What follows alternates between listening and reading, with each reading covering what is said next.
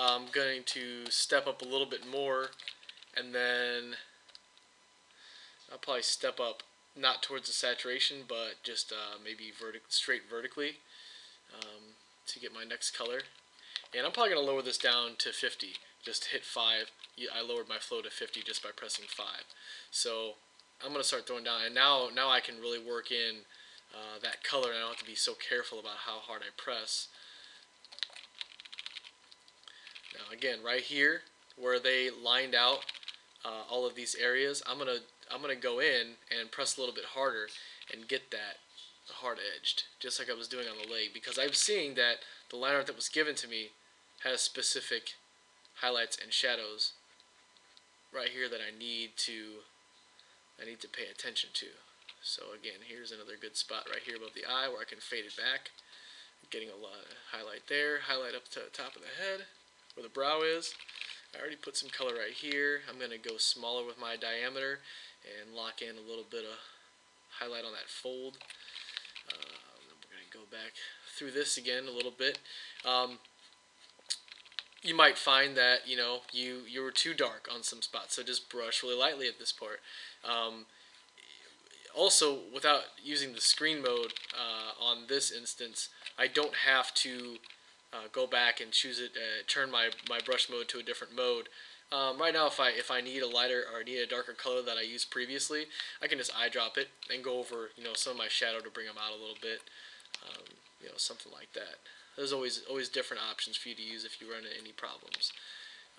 But this is a repetitive process of modeling, going back over and over things.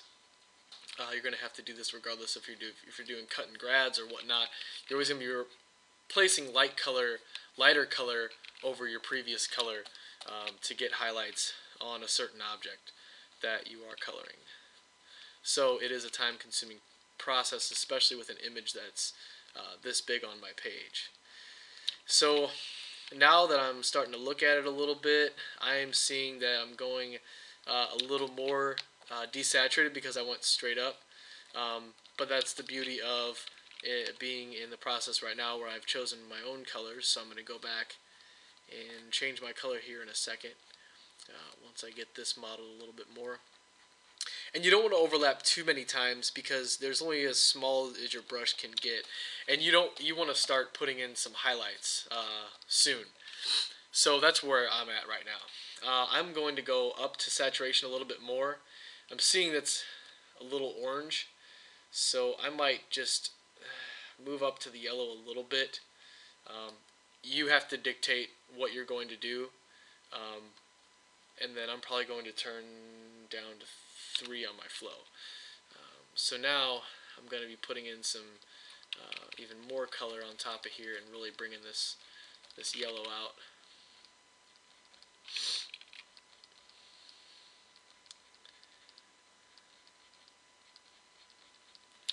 So now you can see that we're getting some extremes over here, and I can show you one of the reasons why I didn't use the screen mode in a second. If I can do it right on this horse while I'm going through this process. So I'm getting a little yellow. You have to experiment with it. You can always adjust the color after you're done. I'm going to adjust it right now so I don't get too far. I'm going to go back down a little bit. Maybe bring this up too because I want to get some higher highlights in here. So you can see where those highlights are coming in on this horse.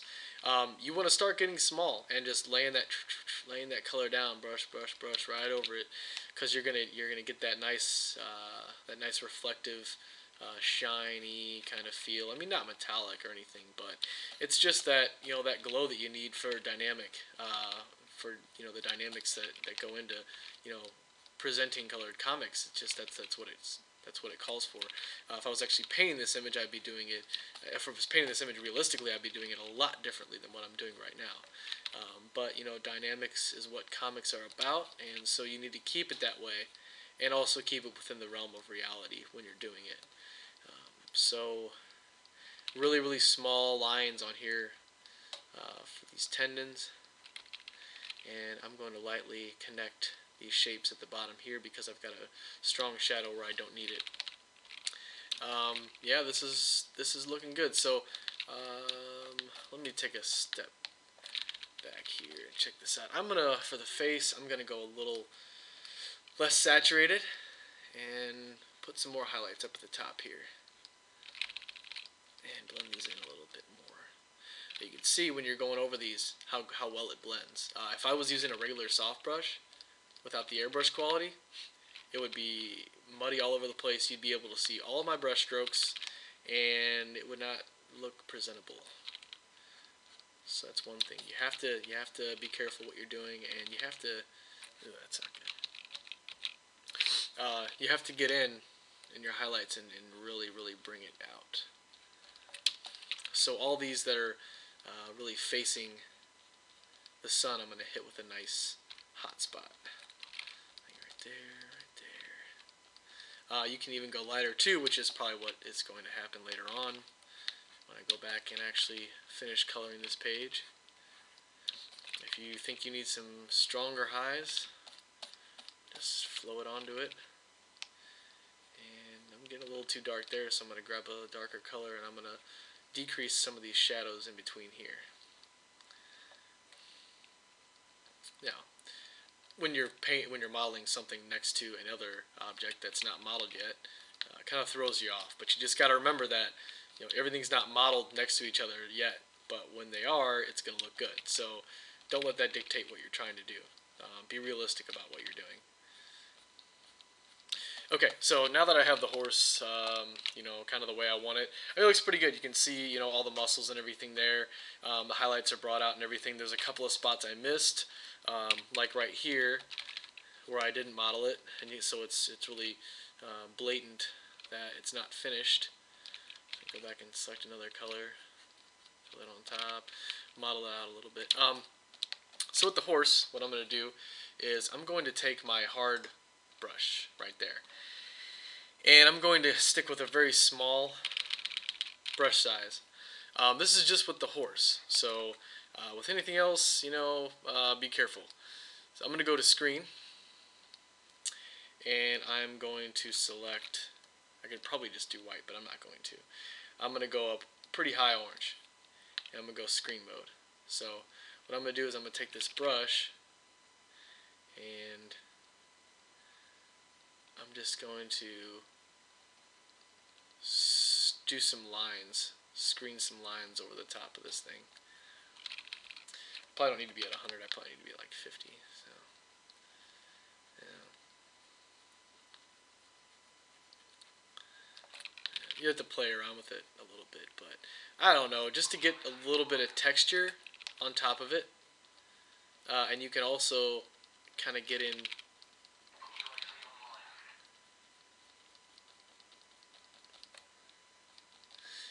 if you feel like it's not showing up as fast as you want it to show up, just go over a little bit more. It will really increase those highs.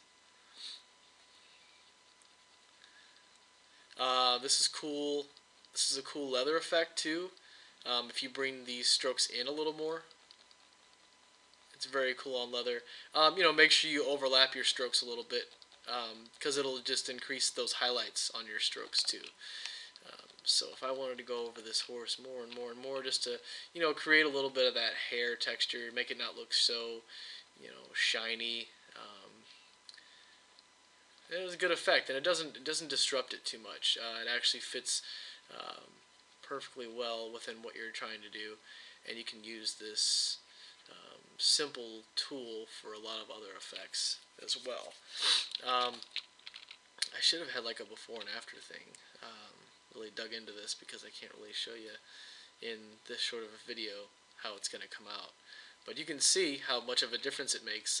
Now it doesn't look like a shiny statue. It actually is starting to look like a living, breathing horse with hair on it and not a clay sculpture. So, yeah, so if I just kept at it, I'd be getting a little hair effect, which you can kind of see here. Looks pretty good. And that's pretty much it.